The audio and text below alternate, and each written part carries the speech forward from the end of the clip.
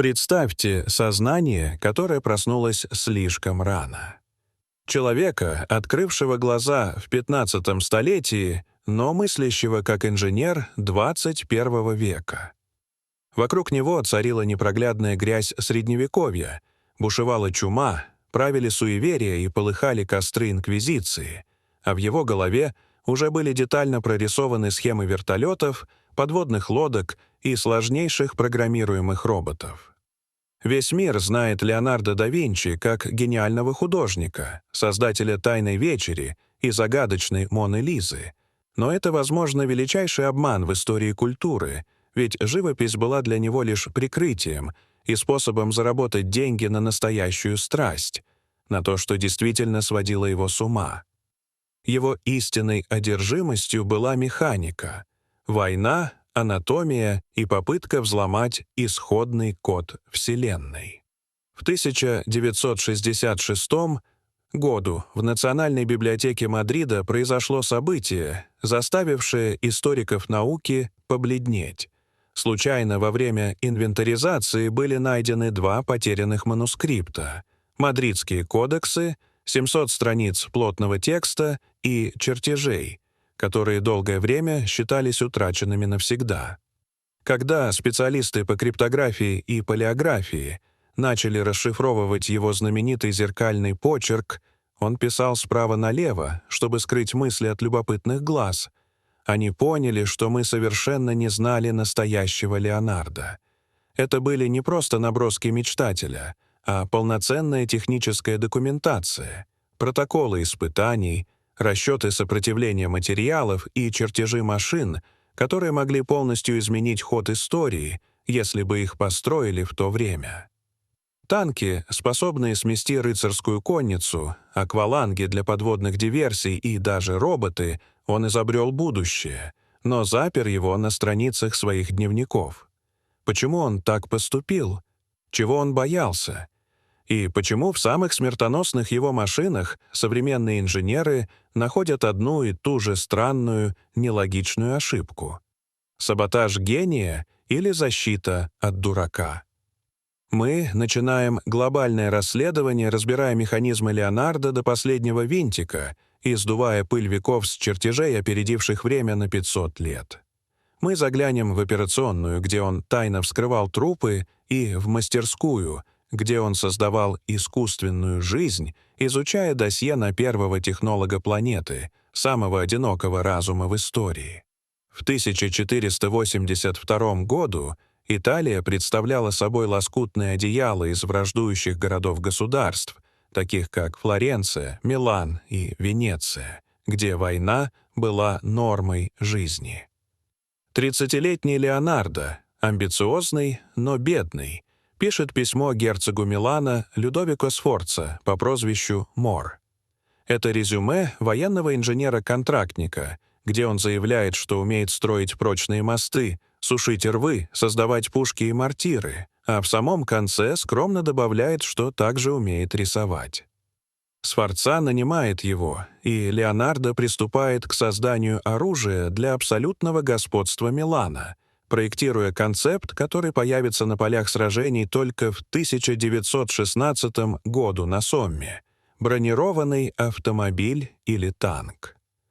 На бумаге это выглядело как инопланетный корабль, деревянная коническая конструкция, напоминающая панцирь черепахи с наклонной броней. Леонардо понял принцип рикошета за 450 лет до конструкторов советского Т-34, рассчитав, что пушечное ядро будет соскальзывать с поверхности, теряя энергию. Внутри танка должны были находиться 8 человек, которые мускульной силой крутили бы гигантские кривошипы, передавая усилия на колеса через систему шестерен.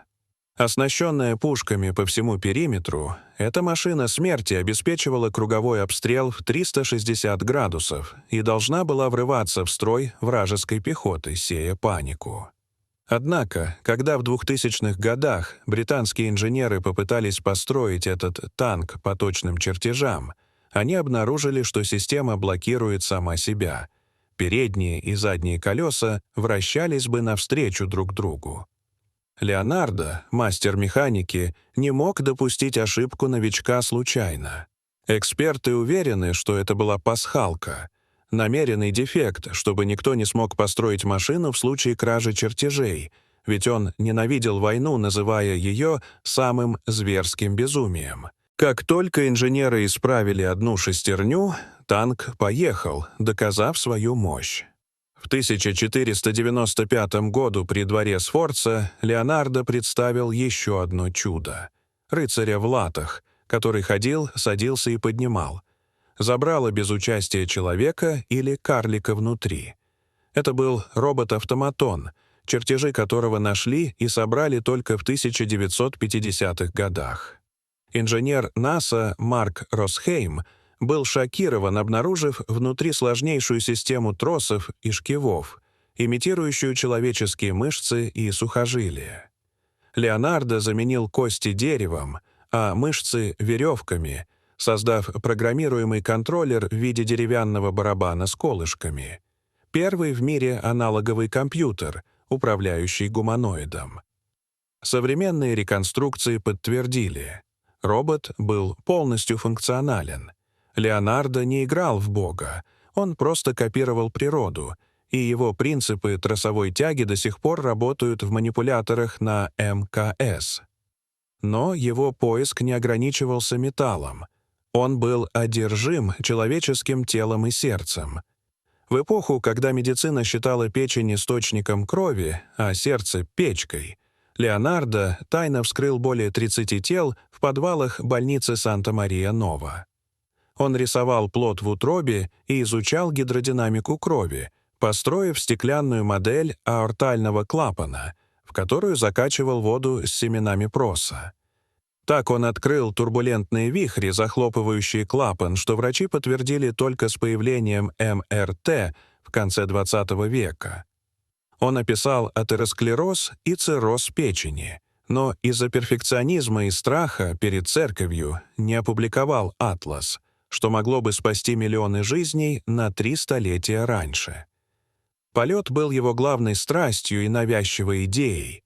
Он ненавидел гравитацию и считал человека пленником Земли. Наблюдая за птицами, он понял, что воздух — это жидкость, в которую можно опираться, и создал чертеж воздушного винта, прадедушки вертолета. Хотя конструкция из холста и тростника была аэродинамически безупречна, Леонардо столкнулся с отсутствием двигателей и легких сплавов. Человеческих сил не хватало для взлета. В 1500 году в Венеции он предложил проект подводной войны с использованием водолазных костюмов из кожи и дыхательных трубок, укрепленных стальными кольцами, а также специальных ласт и буров для сверления днищ кораблей. Однако он скрыл эти разработки, опасаясь злой природы людей, способных на невидимые убийства под водой. В 1502 году он предложил султану Баязиду II проект гигантского однопролетного моста через Золотой Рог длиной 240 метров. Султан счел это бредом. Но в 2019 году инженеры из Массачусетского технологического института доказали, что параболическая арка Леонардо идеально распределяла нагрузку и была сейсмоустойчивой за 400 лет до появления сейсмологии. Он также изобрел паровую пушку архитронито, работавшую на силе мгновенного испарения воды, и самоходную тележку с дифференциалом и программируемым рулем, которая стала первым в истории беспилотником. Даже в урбанистике он опередил время, предложив после чумы 1484 года проект двухуровневого города с подземными коммуникациями и широкими проспектами для вентиляции. Леонардо да Винчи умер в 1519 году, оставив после себя тысячи страниц, из которых до нас дошла лишь треть. Он был пришельцем из будущего, который пытался объяснить неандертальцам, как строить звездолет из палок и камней, и чьи идеи стали фундаментом нашего современного технологического мира через 5 столетий. Дорогие зрители, что вы думаете об этой истории? Расскажите, пожалуйста, в комментариях. А если вам понравилось это видео, то ставьте лайк и подписывайтесь на наш канал. До свидания.